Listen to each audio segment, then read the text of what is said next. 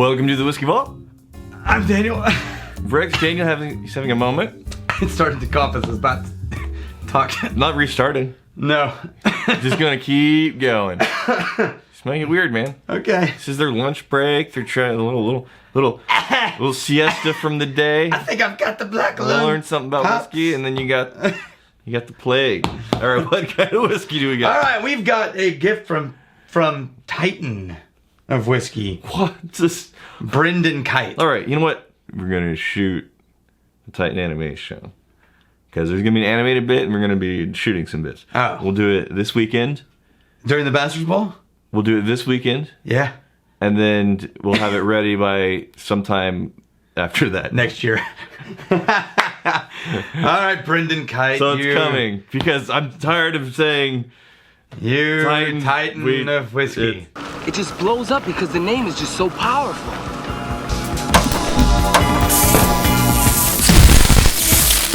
Okay, this one I've been looking forward to. So, what is it? Jeff Walsh. I haven't looked at it. I don't know. Okay, I'm not. You know what? I'm just not going to tell you. Okay. I'll let you see what you think. Okay, we're in America. Jeff Walsh founded Oppidan Spirits. Oppidan. We've had Oppidan. He's doing all kinds of interesting, creative. This is lovely on the nose. It's a little shiny, but that doesn't take away from this still cherry, very pretty. this cherry walnut type of nose. Absolutely. So this is a mix together of two of their whiskeys. I think I'm getting a 4-grain bourbon. Yeah. And a Solera cask bourbon. Okay, so I said American, and I was right. Their Solera cask wait, you want to bask in my rightness for a moment? No, you nailed it. Well, just savor. Just savor the rightness. It burns a little. Oh, yeah. It burns us. It burns us. That's the good stuff. Then he mixed those two whiskeys that they created together and then finished them in French and Islay barrels. Oh, interesting. So it's basically a bourbon style mash bills. Right. In essence. Well, I was about to attribute the smoky element to man, this is a really charry element in here. Yeah, but the cherry. But I think it's probably being contributed from the Islay finish. Yes. Yeah. And that sweet note that you picked up on originally. Yeah. I think it's because one of the bourbons is sherry cask Solera. So it just doubles down on that fruity element. It's really lovely nose. Oh man, remarkable is the right word for that. I don't want to undersell the smoky element that's in here. It's ashy. Yeah. But it changed really quickly. So the first sip went ash and spice, and then the bottom dropped out, and it went sweet and candy. Yeah. You see what I mean? Like right now the aftertaste is all candy. Halfway through. So on the nose, you get some cherry and some walnut, but the ashy, charry element, it's there. It's noticeable, but it doesn't dominate. But on the taste, you just get this rush of ashiness that subsides. I would expect and then you're left that with to some surround it. Yeah, it would. And it doesn't. That falls off a cliff pretty quick. Yeah. And then you're left with the sweeter elements. This is like a roller coaster. It goes clunk, clunk, clunk, clunk, clunk, clunk, clunk, clunk, and the initial drop is smoke, and then and then sweet candy bourbon. And then the finish has a little bit of like a bitter honey in there. The taste nice. Feels real nice. I love older. It. Yeah. Than the smell. You see what I mean? Yeah, eventually. I think on the taste, there's this first moment of it feels a little shiny. I think that's the smoke. You think it's the shiny smoke? The shiny smoke with your crazy words? Man, that's so strange. This is batch 3, by the way, if anyone's checking. What's and it is, I'm looking for the proof. There it is, the small print. 46%. Oh. It doesn't taste like it. It tastes higher. Mid-50s. Yeah. I would bet, because of that ashy note.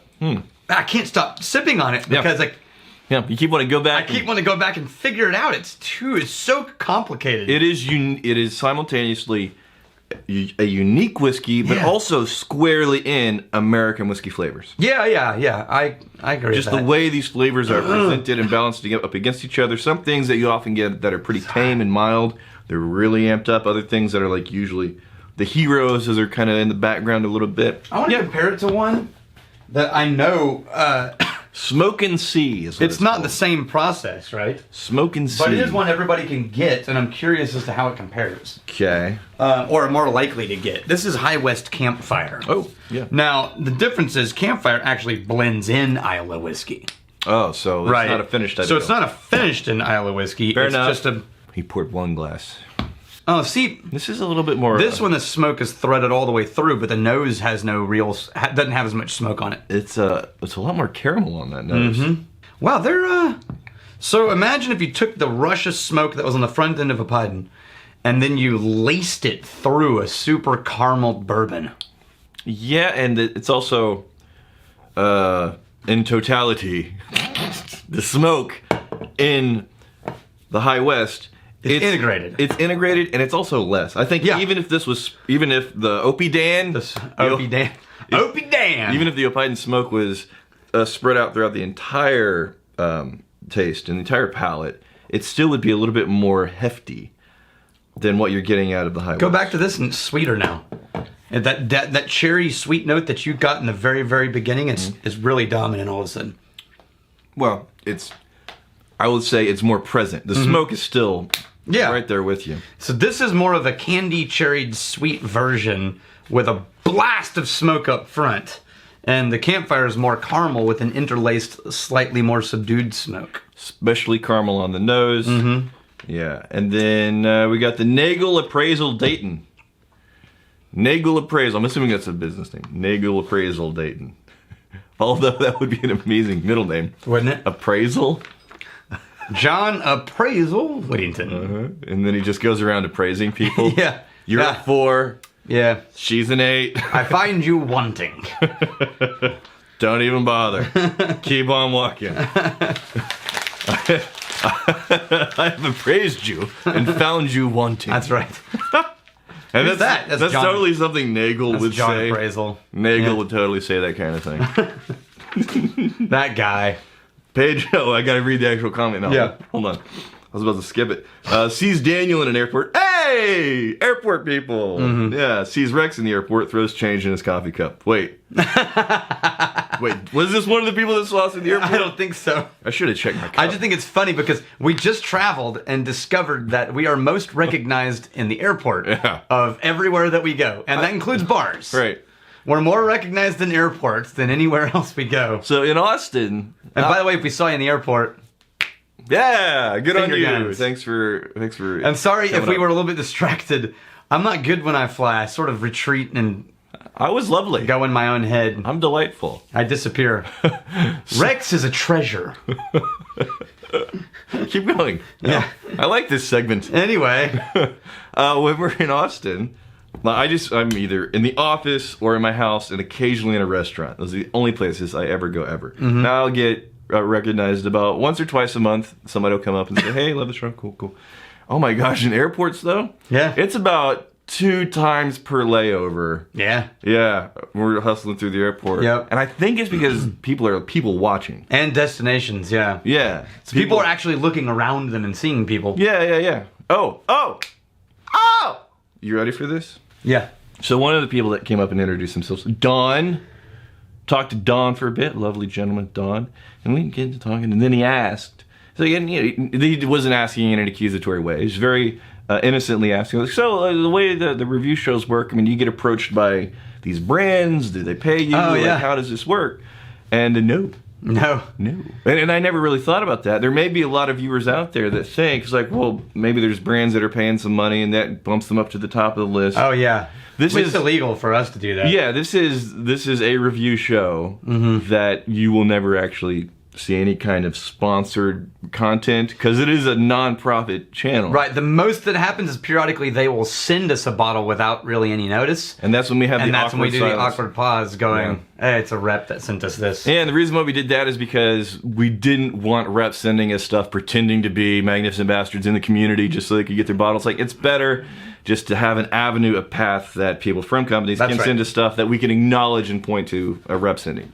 All right. All right, we got another one here. We got Pedro Vergen. Have you guys tried the Glenlivet whiskey capsules? I really want to. Yeah. I think they're only available in like the UK. They were made for the probably. special event. I don't know if they're getting distribution. It didn't look like they were from the article I was reading. He just heard about them and is wondering what you think about them. I would love to try some You know what I think is happening there? shenanigans with them. I'm going to go on record. Yeah. Maybe totally wrong. I don't know any of the people at Glenlivet. I think that this is achieving everything they intended.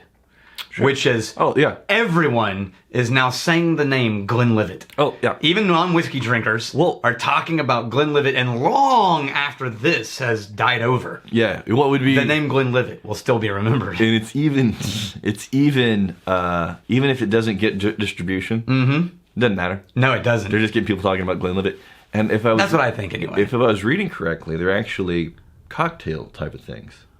So they like dissolve when you drop them into a thing? No, I think you're just supposed to pop them in your mouth. But I think there's like Glenlivet type. I don't know. I could be wrong. Who knows? The article wasn't very good on the details there. Okay. But I would love to try some. If you get your hands on some, then yeah, we'll totally do an episode about it. Yeah, it sounds super interesting. All right, how was our trip? Yeah, good trip. Loved it. You're gonna see it in the Tribe channel hopefully this weekend. I don't know how far ahead we are with the episodes. Here's to fight, stealing, and drinking. Fight for a friend. Coming full circle. I'm sorry. Full circle. If you steal, may you steal a lover's heart. And if you drink, may you drink with us. Hey, thanks for hanging out with us in the Whiskey Vault. Don't forget to throw in a like, hit that subscribe button on the bottom right, and drop a question or comment down below.